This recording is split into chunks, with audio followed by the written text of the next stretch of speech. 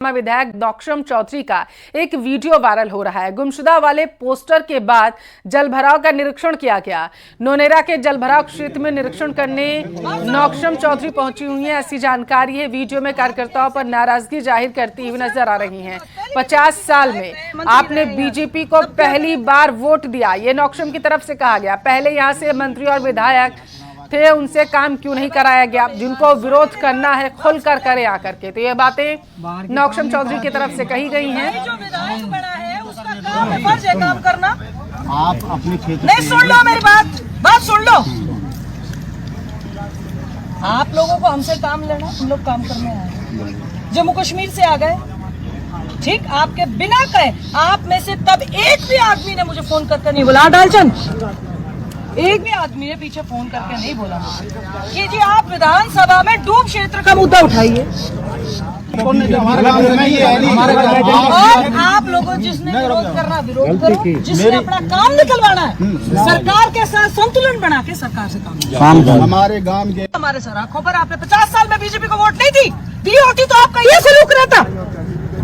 इसमें एक रीजन है, मैं उसको बताता हूं। बीजेपी की सरकार, आप एक सेकंड, दूसरा आपके पास पहले भी बीजेपी से विधायक रहे, मंत्री रहे यहाँ से, तब क्या कर रहे थे आप लोग? इसका एक रीजन है। अब तक जितने भी बीजेपी के उम्मीदवार यहाँ चुनाव आके लड़े हैं वो बाहर के क्षेत्र। अरे भाई सुन लो मेरी बात, सुन ले मेरी बात सुन ले। बाहर के काम नहीं कराते। भाई जो विधायक बना है उसका काम है, फर्ज है काम करना। आप अपने क्षेत्र नहीं, सुन लो मेरी बात सुन लो। आप लोगों को हमसे काम लेना, हम लोग काम करने आए। जम्मू कश्मीर से आ गए, ठीक, आप और ज्यादा जानकारी लेंगे। संवाददाता दीपक हमारे साथ टेलीफोन लाइन पर जुड़े हुए हैं। दीपक, ऐसा क्या हो गया कि इतना नाराज हो गई नौक्षम चौधरी?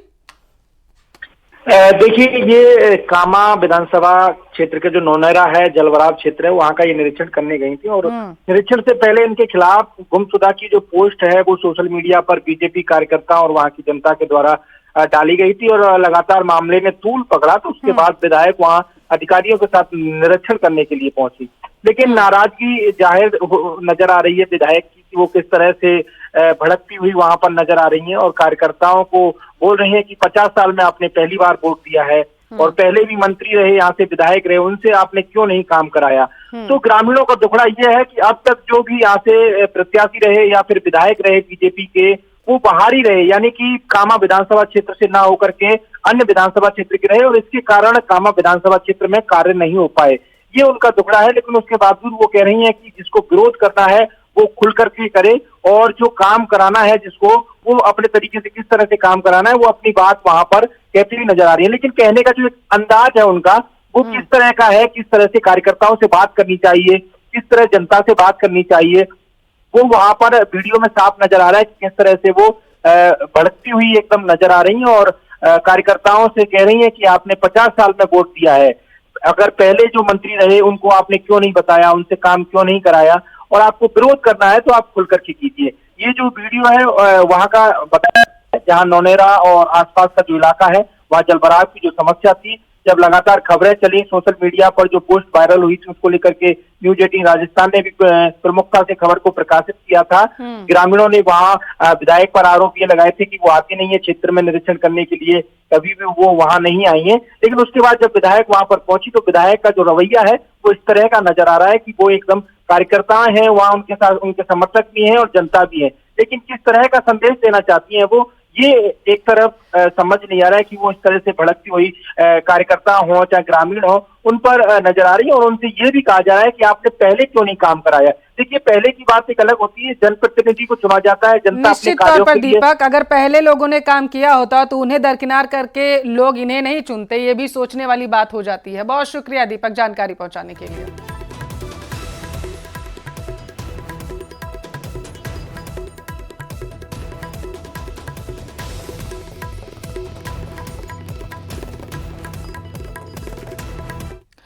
जयपुर के माधोराजपुरा से बड़ी खबर है। शिक्षकों की लेट लतीफी से ग्रामीणों में आक्रोश है। शिक्षकों के देरी से आने पर ग्रामीण नाराज हुए। ग्रामीणों ने स्कूल के गेट पर ताला जड़ दिया। स्कूल के बाहर विरोध प्रदर्शन किया गया। शिक्षकों पर देरी से आने का आरोप उनकी तरफ से लगाया गया। लापरवाह टीचर्स के खिलाफ कार्रवाई करने की यहां पर ग्रामीणों की तरफ से मांग की जा रही है। जानकारी है कि बीची गांव स्थित राजकीय उच्च माध्यमिक विद्यालय का यह पूरा मामला है, जहां पर ग्रामीण आक्रोशित हो गए। स्कूल के मेन गेट पर ताला जड़ दिया उन्होंने। जानकारी है कि शिक्षक लेट आते हैं, इसी वजह से ग्रामीणों की तरफ से यह एक्शन लिया गया।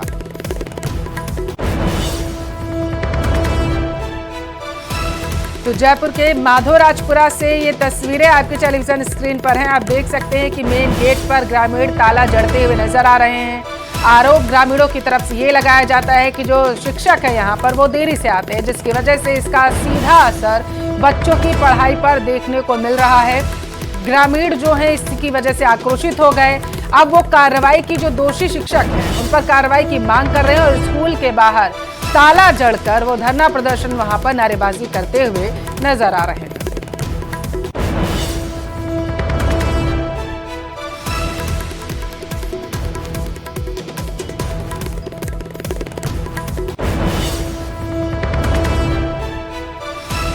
तो माधोराजपुरा में उस वक्त ग्रामीण आक्रोशित हो गए जब उन्हें पता चला कि काफी समय से जो शिक्षक हैं वो इसी तरीके का रवैया अपनाए हुए हैं और लेट आते हैं। ज्यादा जानकारी लेंगे, संवाददाता हमारे साथ हीरालाल टेलीफोन लाइन पर जुड़े हुए हैं।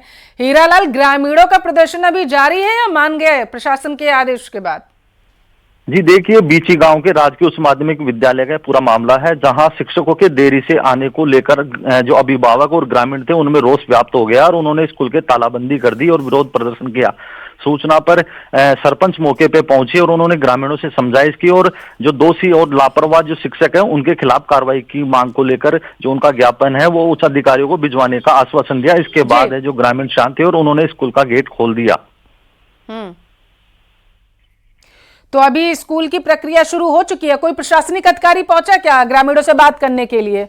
किसी आश्वासन के बाद ताला खोला ना ग्रामीणों ने? जी बिल्कुल, देखिए जब विरोध प्रदर्शन की बात सरपंच तक पहुंची तो सरपंच मौके पे पहुंचे और उन्होंने ग्रामीणों से वार्ता की और समझाइश की, लेकिन शिक्षा विभाग के अधिकारी मौके पे नहीं पहुंचे। ग्रामीणों का आरोप है कि शिक्षक यहाँ आए दिन है जो लेट लतीफ रहते हैं, जिससे बच्चों की पढ़ाई बाधित भी होती है। इस बात को लेकर उन्होंने उच्च अधिकारी को पूर्व में भी अवगत कराया था, लेकिन शिक्षा विभाग की ओर से कोई ठोस कदम नहीं उठाया गया। लगातार शिक्षकों की ये लापरवाही देखने को मिल रही थी, इसलिए आज उनका गुस्सा फूट पड़ा और उन्होंने स्कूल के गेट के तालाबंदी कर दी और विरोध प्रदर्शन किया। सरपंच मौके पे पहुंचे, उन्होंने ग्रामीणों से बात की, उनको समझाइश की कि आपकी जो मांग है वो जायज है और उच्च अधिकारियों को अवगत कराकर जो लापरवाह शिक्षक है उनके खिलाफ कार्रवाई करवाई जाएगी। इसके बाद है जो मामला शांत हुआ, कार्रवाई करने का आश्वासन धरातल पर उतर है तो बेहतर होगा। बहुत शुक्रिया हीरालाल जानकारी पहुंचाने के लिए। अंदर तो मुद्दा मारे ली बात।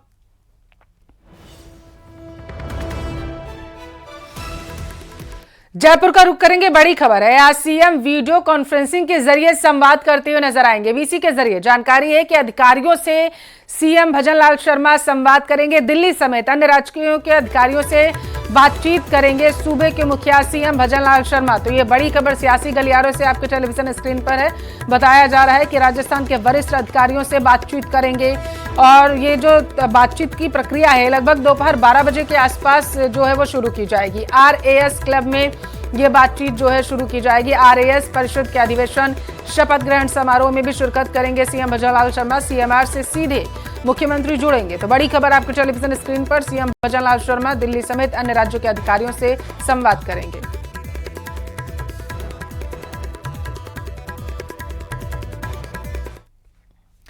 जयपुर के नाहरगढ़ के घने जंगलों में 20 से ज्यादा दिन से लापता राहुल का अब तक कोई सुराग नहीं लगा। इस बीच जयपुर पुलिस ने राजस्थान हाईकोर्ट में प्रगति रिपोर्ट पेश की। पुलिस का कहना है कि वो पूरी शिद्दत से राहुल को खोजने में लगी है। कोर्ट ने पुलिस को राहुल को ढूंढने के लिए 2 सप्ताह का और समय दे दिया। नाहरगढ़ के जंगलों में राहुल की गुमशुदगी का मामला।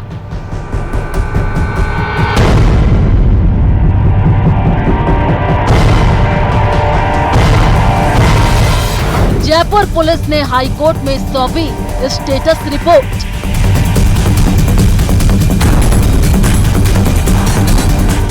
पुलिस की कोशिश से संतुष्ट नजर आया कोर्ट।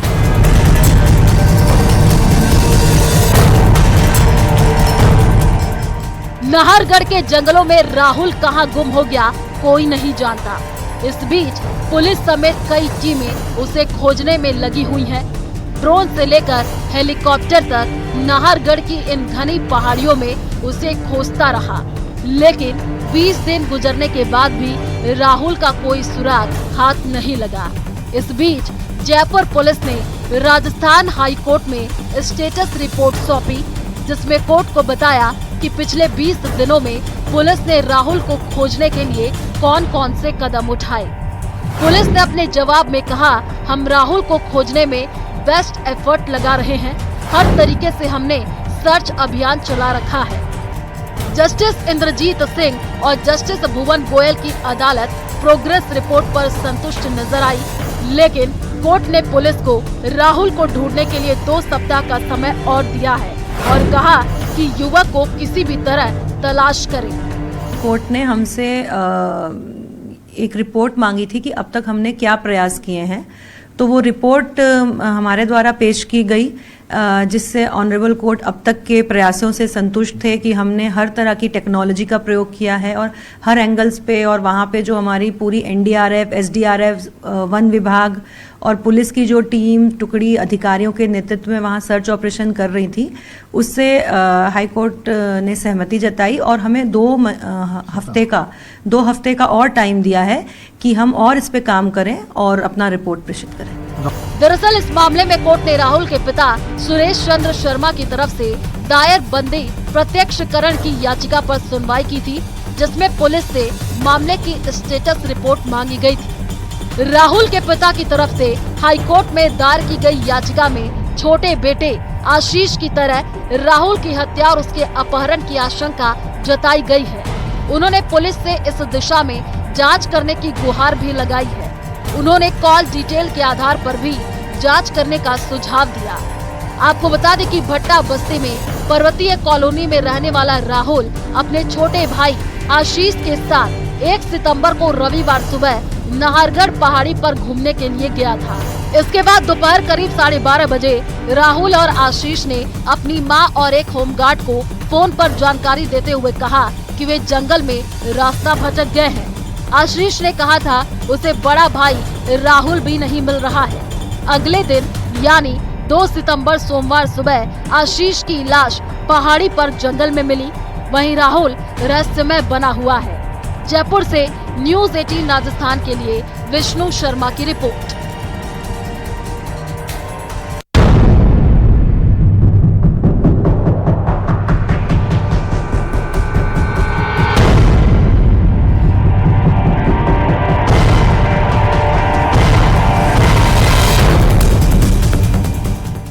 आपको बताएं कि 1 सितंबर को राहुल और उसका भाई आशीष नाहरगढ़ की पहाड़ी पर घूमने के लिए गए थे, जिसके बाद राहुल और आशीष लापता हो गए, उनका सुराग नहीं लगा और वहीं पर अगले दिन आशीष की मौत हो गई, उसकी लाश झाड़ियों में मिली। इस पूरे मामले में राहुल और आशीष के पिता की ओर से बंदी प्रत्यक्षकरण की याचिका हाई कोर्ट में दायर की गई थी, जिसमें पहले भी कोर्ट ने 2 सप्ताह का वक्त पुलिस को दिया था, लेकिन उसके बाद भी राहुल का कोई सुराग नहीं लगा है। एसआई पेपर लीक मामले में एसओजी की कार्रवाई लगातार जारी है। रामू राम रायका और बाबूलाल कटारा को जेल भेजने के बाद अब आरपीएससी के कई कर्मचारी भी शक के घेरे में आ चुके हैं। ऐसा संभव है कि आने वाले दिनों में कई और लोग हत्थे चढ़ सकते हैं।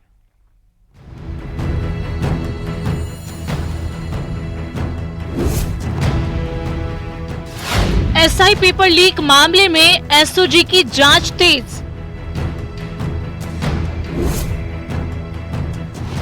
एसओजी के रडार पर आरपीएससी के 8 कर्मचारी। जल्द हो सकती हैं कई और गिरफ्तारियां।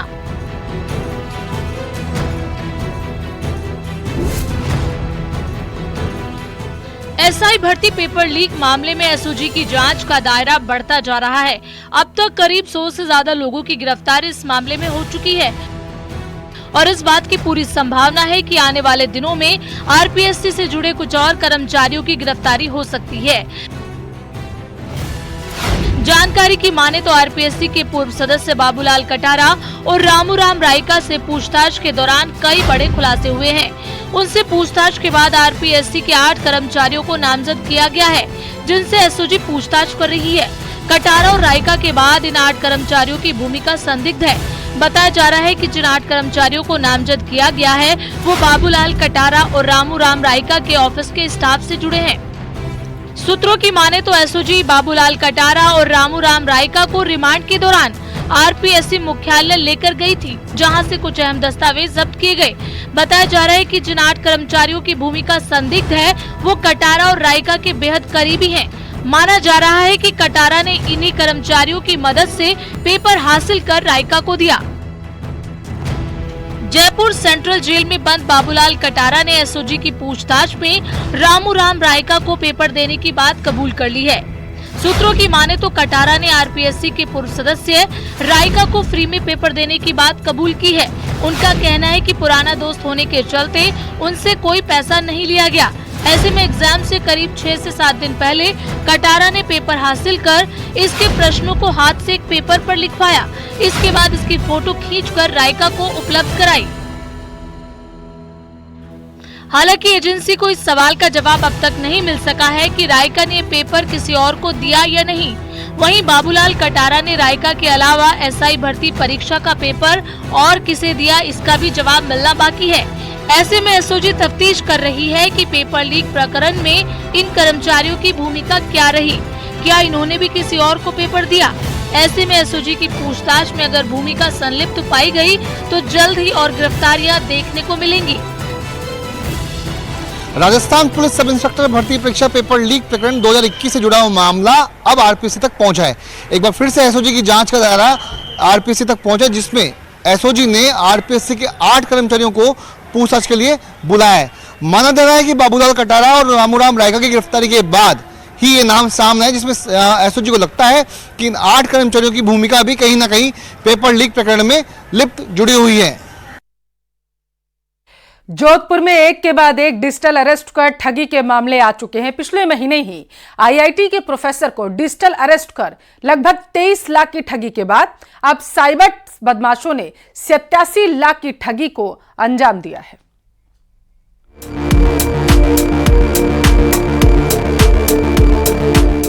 साइबर अपराध का सबसे नया तरीका, डिजिटल अरेस्ट, पढ़े लिखे हो रहे शिकार। 23 लाख के बाद अब 87 लाख की ठगी। आईआईटी प्रोफेसर को किया डिजिटल अरेस्ट। प्रदेश में बढ़ रहे साइबर ठगों के सबसे नए पैंतरे ने पुलिस अधिकारियों को भी परेशान कर रखा है। इस बार ठगों ने डॉक्टर एसएन मेडिकल कॉलेज के रिटायर्ड प्रोफेसर को निशाना बनाकर ठगी की है। ठगों ने उनसे करीब 15 दिनों में 87 लाख रुपए की ठगी कर ली है। इस ठगी के दौरान ठगों ने उनको रोजाना कई कॉल किए। कस्टम ऑफिसर प्रमोद कुमार के नाम से फोन कर प्रोफेसर से कहा गया कि उनका एक पार्सल मुंबई में आया हुआ है, जिसमें नशे की सामग्री यानी एमडी मिली है। साथ में कई जाली पासपोर्ट और क्रेडिट कार्ड भी मिले हैं। ये मामला मुंबई पुलिस को दिया है। इसके बाद ठगों ने महिला डॉक्टर को कई बार एजेंसीज के पत्र भेजे, जिससे महिला डॉक्टर डर गई। पीड़िता इतना घबरा गई कि उसने अपने विदेश में रहने वाले बच्चों और पति तक को ये बात नहीं बताई। ठगों ने महिला डॉक्टर को इतना डराया कि उसने जो उनसे पूछा वो सब जानकारियां दे दी और एक के बाद एक सारी फड़ी तोड़वाकर करीब 87 लाख रुपए ठग लिए। इसमें एक वृद्ध महिला जो कि रिटायर्ड प्राचार्य हैं, उनके द्वारा अपने आप को अज्ञात अपराधियों द्वारा डिजिटल अरेस्ट का भय दिखलाकर करीब 87 लाख रुपया की उद्यापन किया गया। इस संबंध में प्रकरण दर्ज किया गया। यद्यपि घटना करीब 1-1.5 महीने पुरानी है, फिर भी गहनता से अनुसंधान करके इस संबंध में आरोपियों तक पहुंचने के प्रयास किए गए। जब महिला को ठगी का एहसास हुआ तो उन्होंने पुलिस से संपर्क किया, लेकिन तब तक 87 लाख रुपए की ठगी हो चुकी थी।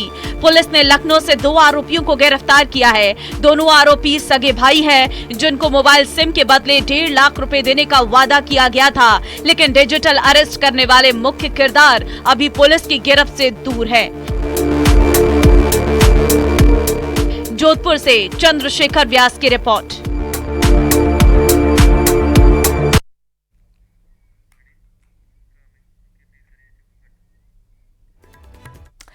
बीकानेर से बड़ी खबर है। नाबालिग को जबरन दुकान में ले जाकर दुष्कर्म किया गया। बताया जा रहा है कि पोगल पुलिस थाने में पॉक्सो एक्ट के तहत मामला भी दर्ज कर लिया गया है। अपने घर से परिचित के घर जा रही थी 16 वर्षीय नाबालिग को। इसी दौरान इस घटना को बदमाश ने अंजाम दिया। आरोपी इमाम खान पर जबरन पकड़कर ले जाकर दुकान में दुष्कर्म करने का आरोप है। नाबालिग के साथ पीड़िता के शोर मचाने के बाद परिजन वहां पर पहुंचे। आरोपी मौके से फरार हो गया। पीड़िता का बीकानेर अस्पताल में मेडिकल करवाया जाएगा। तो इस वक्त की बड़ी खबर है आपके टेलीविजन स्क्रीन पर। दुकान में जबरन ले जा करके मासूम बच्ची के साथ दुष्कर्म जैसे जघन्य अपराध को अंजाम दिया गया है। बताया जा रहा है कि नाबालिग अपने परिचित के घर जा रही थी और इसी दौरान आरोपी ने उसे दबोच लिया और दुकान में ले जाकर जबरन दुष्कर्म किया है। पॉक्सो एक्ट में मामला दर्ज कर लिया गया और पुलिस इसी के तहत जांच में जुट गई है और अब बताया जा रहा है कि बच्ची का मेडिकल करवाया जाएगा। तो ये बड़ी खबर है आपके टेलीविजन स्क्रीन पर। बीकानेर से नाबालिग को जबरन दुकान में ले जाकर के दुष्कर्म जैसे जघन्य अपराध को इमाम खान ने अंजाम दिया है। पीड़ित का मेडिकल जो है वो करवाया जाएगा बीकानेर अस्पताल में।